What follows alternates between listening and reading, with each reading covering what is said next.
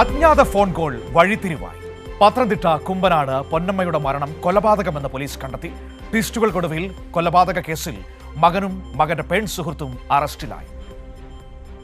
Kumbanad fellowship ആശുപത്രിയിൽ വയോധികയുടെ മൃതദേഹം സൂക്ഷിച്ചിരിക്കുന്നു എന്ന ഫോൺ കോളാണ് പോലീസിന് ലഭിച്ചത്. തുടർന്ന് നടത്തിയ അന്വേഷണത്തിനൊടുവിൽ വയോധികയുടെ മകൻ തന്നെ കൊലപാതക കേസിൽ അറസ്റ്റിലായി. അതും 24 മണിക്കൂറിനുള്ളിൽ. 70-കാരിയായ പൊന്നമ്മയുടെ മൃതദേഹമാണ് ആശുപത്രിയിൽ സൂക്ഷിച്ചിരുന്നത്. കോയപ്പുറം പോലീസ് സ്റ്റേഷനിലെ സബ് ഇൻസ്പെക്ടറുടെ നേതൃത്വത്തിലുള്ള ഉദ്യോഗസ്ഥ സംഘം മൃതദേഹം പരിശോധിച്ചു. പരിശോധനയിൽ തന്നെ അസ്വാഭാവികത ഉദ്യോഗസ്ഥർക്ക് ബോധ്യപ്പെട്ടു. തുടർന്ന് തിരുവല്ല ഡിവൈഎസ്പിയുടെയും ജില്ലാ പോലീസ് മേധാവിയുടെയും നിർദ്ദേശത്തെ തുടർന്ന് വിശദമായ പരിശോധന നടത്തി. പിന്നാലെ കോട്ടയം മെഡിക്കൽ കോളേജിൽ മൃതദേഹം പോസ്റ്റ്മോർട്ടം നടത്തി. പോസ്റ്റ്മോർട്ടത്തിലും കൊലപാതകമെന്ന വ്യക്തമായ സൂചന ലഭിച്ചു.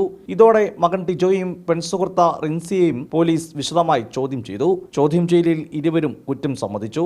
ഭാര്യയുമായി അകന്നു കഴിഞ്ഞ ടിജോ റിൻസിയുമായി അടുപ്പത്തിലാകുകയായിരുന്നു. 6 മാസമായി റിൻസിയും ടിജോയും ഒരുമിച്ചായിരുന്നു താമസം. കഴിഞ്ഞ തിങ്കളാഴ്ച ടിജോയും റിൻസിയും തമ്മിൽ വാക്കേറ്റവും തുടർന്ന് അടിപിടിയും ഉണ്ടായി. ഇതിനിടയിലേക്കാണ് പൊന്നമ്മ കയറി വന്നത്. പിടിച്ചു മാറ്റുന്നതിനിടയിൽ പൊന്നമ്മയെ ടിജോ മർദ്ദിക്കുകയായിരുന്നു. നെഞ്ചിന് ചവിട്ടേറ്റ പൊന്നമ്മ പിടഞ്ഞു വീണു. പൊന്നമ്മയെ ശരീരമാസകലം ടിജോ മർദ്ദിക്കുകയും തൊഴിക്കുകയും ചെയ്തു. തുടർന്ന് ശ്വാസം മുട്ടിച്ച് കൊലപ്പെടുത്തി. മർദ്ദനമേറ്റ് മരിച്ച പൊന്നമ്മയുടെ മൃതദേഹം മകൻ തന്നെയാണ് മോർച്ചറിയിൽ സൂക്ഷിക്കാൻ ഏൽപ്പിച്ചത്. പ്രതികളായ മകൻ ടിജോയും പെൺസുഹൃത്ത് റിൻസിയും പോലീസ് അറസ്റ്റ് ചെയ്ത് കോടതിയിൽ ഹാജരാക്കി. ഇരുവരെയും കോടതി റിമാൻഡ് ചെയ്തു. കൈരളി ന്യൂസ്, പത്തനംതിട്ട.